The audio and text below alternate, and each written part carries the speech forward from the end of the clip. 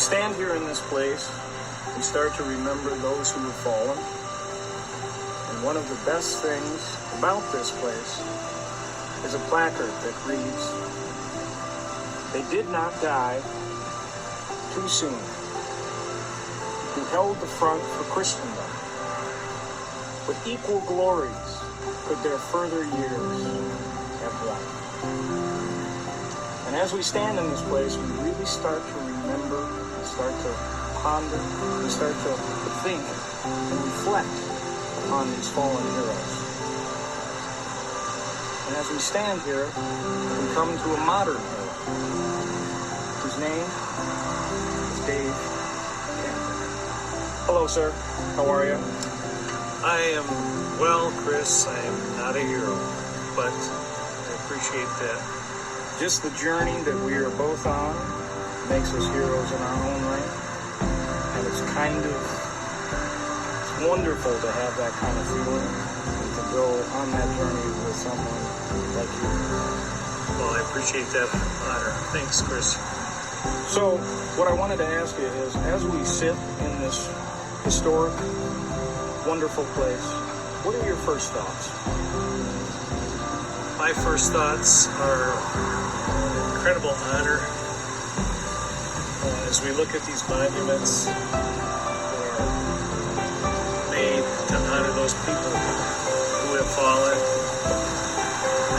in service to our country, in service to our value system, and to stand against tyranny and what it takes.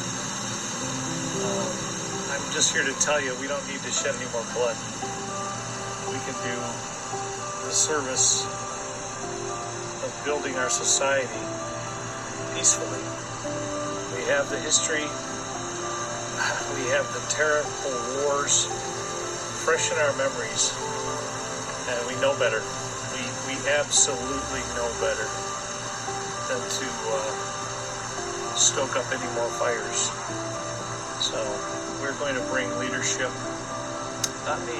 We, the people, are going to demand leadership and governance from all facets of our society, from religious and academic to the commercial, the financial, and our governance, our government. So now that we know better, what's one step or a couple of steps that we can do better? The first thing we need to do as a people is, number one, stand together. There's a lot of manipulation going on today, and it's apparent to those of us who've served in the military or intelligence communities. I was a Navy diver, I was a sailor, and a recruiter. But what we're experiencing today is the machinations of, it's called, I hate to say this, but psychological warfare is a tactic used by intelligence and military leaders to divide and conquer. And in a nutshell, this gap that we talked about earlier in the previous video between the rich and the poor is going to be increased by using tactics. You have the people losing wealth, and you have men of wealth gaining wealth at an unprecedented rates. And they're doing this very carefully, very strategically. And so it behooves us to know to identify our enemy. And that is, our enemy right now is this wealth gap. The enemy to the United States is the big, huge wealth gap. And it's increasing so fast. So why is it increasing? Who is making it increase? What policies are in place? And what kind of tactics are being used to continually divide us And bottom line is people wanting more money faster. And that's the sick truth. And we're going to put an end to that. Perfect. So if you were given the chance to become a leader, either politically or in your own life, as you already are, what is one of those first things that you would instate as a leader so that we can continue this journey? Well, I'm going to just disclose this. My purpose of doing this campaign ramp up is to have an impact for the 2020. Let's just make this statement. I hope to run for governor of Michigan in 2022. However, that's 2022. This is now. I'm hoping that what I'm telling you and what we're talking about in these presentations is going to have an impact in the 2020 presidential election. And what I'm doing to that end is I'm going to be introducing a program that I call the Cash Initiative. Cash Initiative is an acronym: Community Action Secures Homeland. Now, the original Cash Initiative I put out when I was a recruiter in 2005, and the war on terror was the predominant message in the nation, and the fear of terror events in the shadow of 9/11 was a predominant theme being put out by our leaders. And as a Navy recruiter, second-class petty officer at the time, I was subject to the context of my job. So the Cash Initiative was a recruiting program for reserves, but what I ended up doing with it was I made a platform that would invite federal, state, and local government leaders to work with the people to gain volunteers, to inform, train, and recruit for any facet in the community, whether you're a hospital, whether you are a first response team, firemen, whatever it was, to get disseminate more information so there was more interaction, cross-training between the federal, state, local, in light of the national and global emergencies that were happening. Interestingly, about a week after I put that out, Hurricane Katrina hit. And it was after Hurricane Katrina hit that I started getting a lot of feedback from response professionals at federal, state, and local levels. I actually got a interview at a base in Alpena, and from a captain, colonel, Ewan Sansom, and somebody had given him the document. I didn't give it to him. He contacted me, and now if you imagine a second-class petty officer getting a call from a colonel and invited to have a private tour of a base. So I said, well, yes, sir, let me get permission. I went over, and long story short, he said, Campbell, this is the exact tool that I need to bring funds in for our base. He goes, let me know what I can do to help you. That document also went to U.S.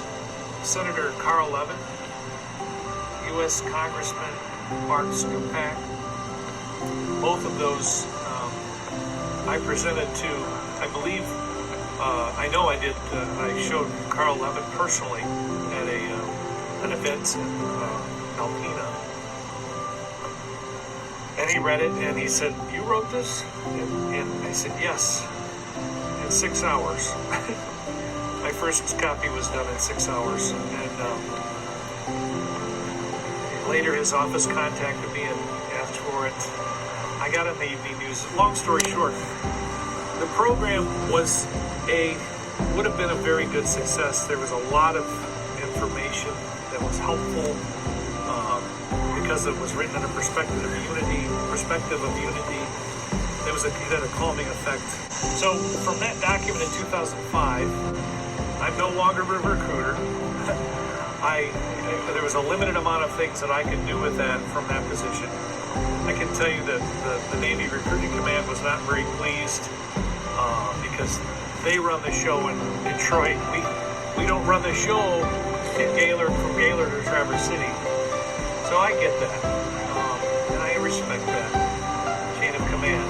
But the cash initiative was effective. I've got a lot of documents that prove that.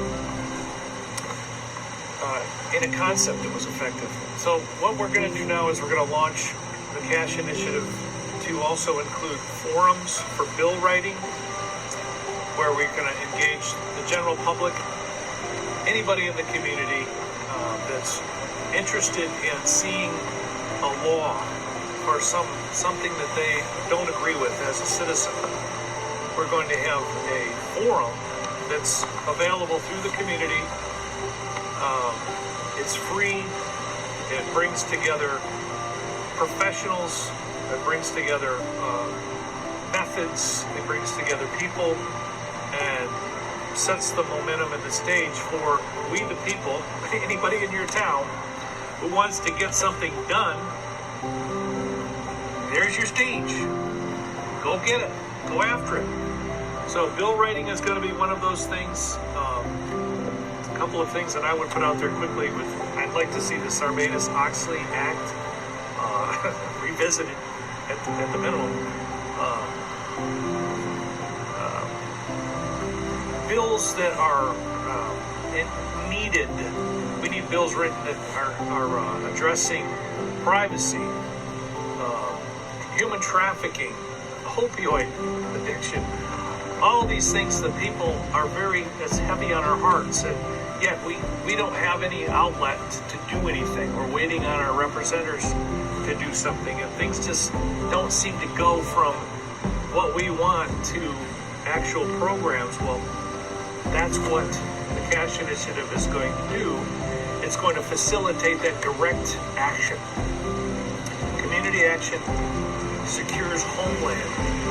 It's going to bring also a cash flow into every community, because we're going to also have forums for business and economic development. We're going to challenge the investors, angel investors, corporate venture capitalists. We're going to challenge with our campaign, with our message, with the Cash Initiative message. Get involved, build the American value chain. Here's how you're going to do it. And you're going to have a direct line to the people. You're going to have the professional methods. You're going to have the professional skill sets. Other organizations that are valued to any movement, any type of business model or investment or manufacturing idea that an individual has. It's going to be facilitated by the Cash Initiative Forum in the community, and it's going to have a backup online so that it can have national, you can call it help from all over the nation. Anyone in the world can help. So that's the idea, and that's what we're pushing forward to do with the Cash Initiative.